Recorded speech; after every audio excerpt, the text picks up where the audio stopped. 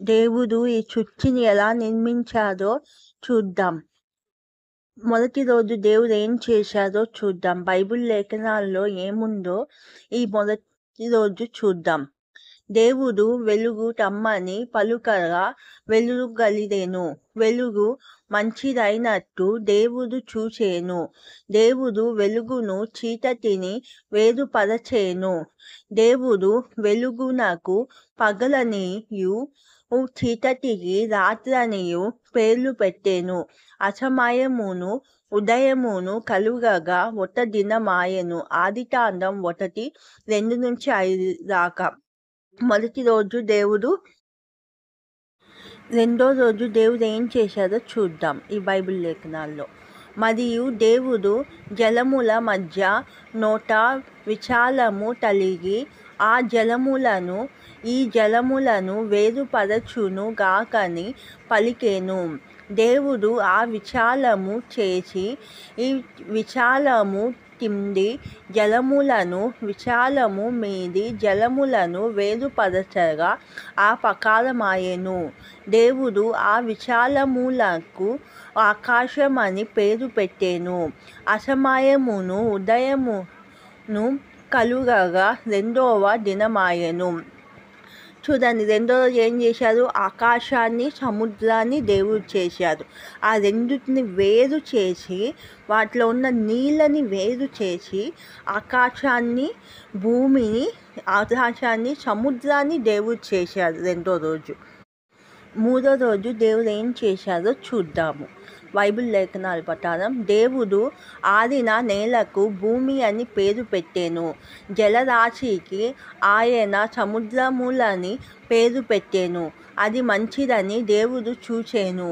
దేవుడు గడ్డిని విత్తనములిచ్చు చెట్లను భూమి మీద తమ తమ జాతి ప్రకారము తమలో విత్తనములు గల ఆ ఫలమిచ్చు ఫలవృక్షములను భూమి మెలిపించు దాకని పలుకగా ఆ ప్రకారమాయెను.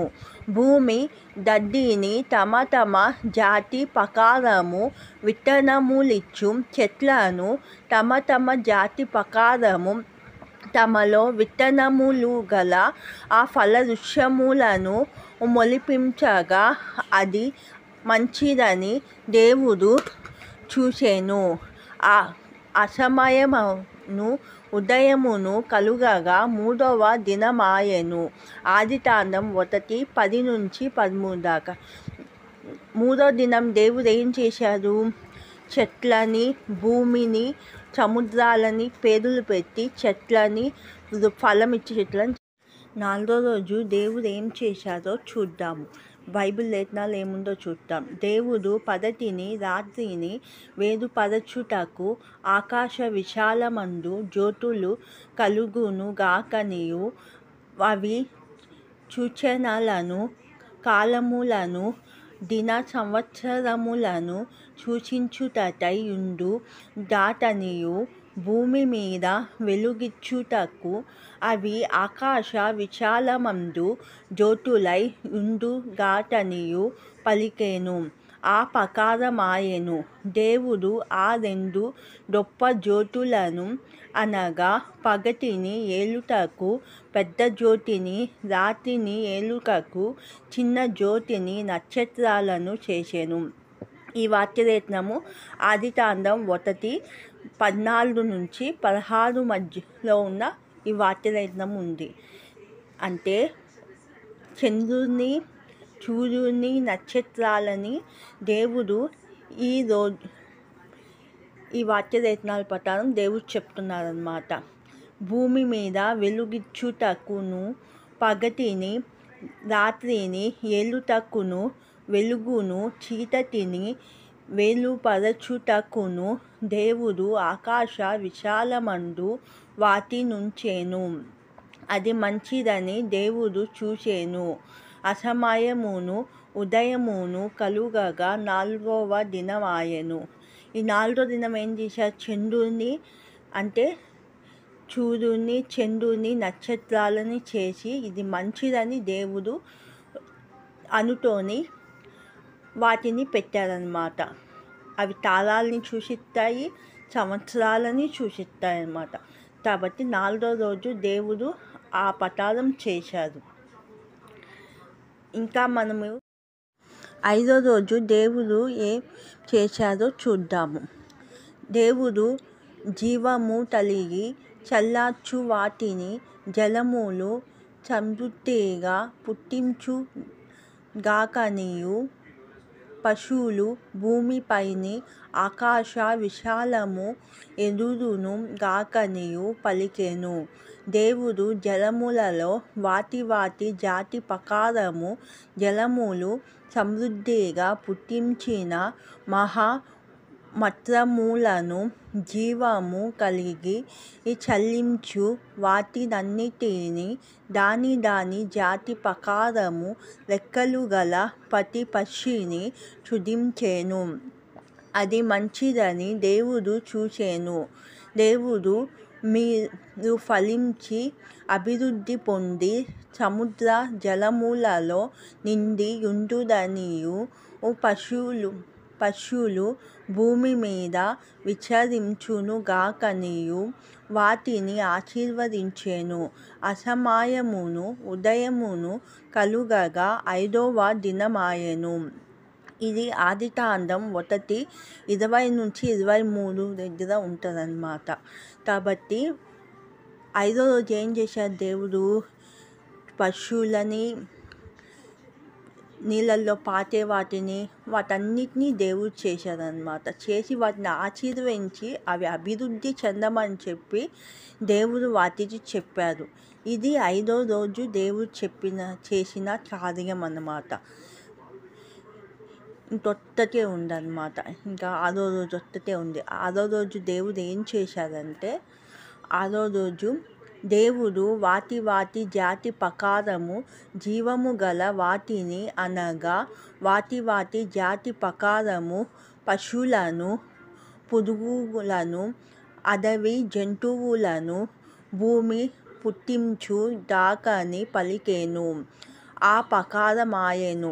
దేవుడు ఆయా జాతుల ప్రకారము అడవి జంతువులను, ఆయా జాతుల ప్రకారము పశువులను, ఆయా జాతుల ప్రకారము నేలను పాకు ప్రతి పురుగును చేసెను. అది మంచిదని దేవుడు చూచెను. దేవుడు మన స్వరూపమందు మన పోలిక చొప్పున నరులను చేయుదాము. వారు సముద్రపు చేపలను, ఆకాశ పశువులను, సమస్త భూమి మీద పాకు ప్రతి జంతువును ఏలుగురు గాకని పలికెను. ఆదికాండం 1:24-26 వరకు. కాబట్టి దేవుడు ఇది 6వ రోజు చేశారు. ఇంకేం చేశారు? చుచ్చిని అంటే దేవుడు తన స్వరూపమందు నరుని సృజించెను. దేవుని స్వరూపమందు వాణ్ణి సృజించెను. స్త్రీనిగాను పురుషునిగాను వానిని సృజించెను. దేవుడు వారిని ఆశీర్వదించెను. ఎట్లనగా మీరు ఫలించి అభివృద్ధి పొంది విస్తరించి భూమిని నిండించి దానిని లోపరచుకొనుడి. సముద్రపు చేపలను, ఆకాశ పశువులను, భూమి మీద పాకు ప్రతి జీవిని ఏలుడని దేవుడు వానితో చెప్పెను. ఆదికాండం 1:27-28 దాకా.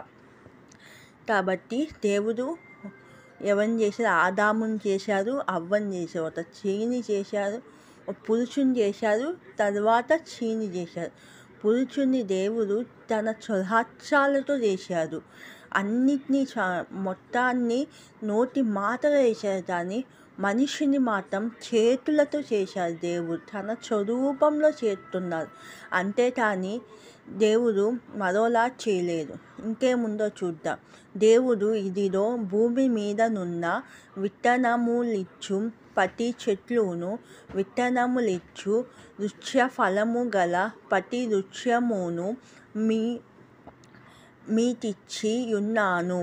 అవి మీ హారమును భూమి మీద నుండు జంతువులన్నిటినీ, ఆకాశ పశువులన్నిటినీ, భూమి మీద పాకు సమస్త జీవులకును పచ్చని చెట్లన్నీయు ఆహారమగునని పలికెను.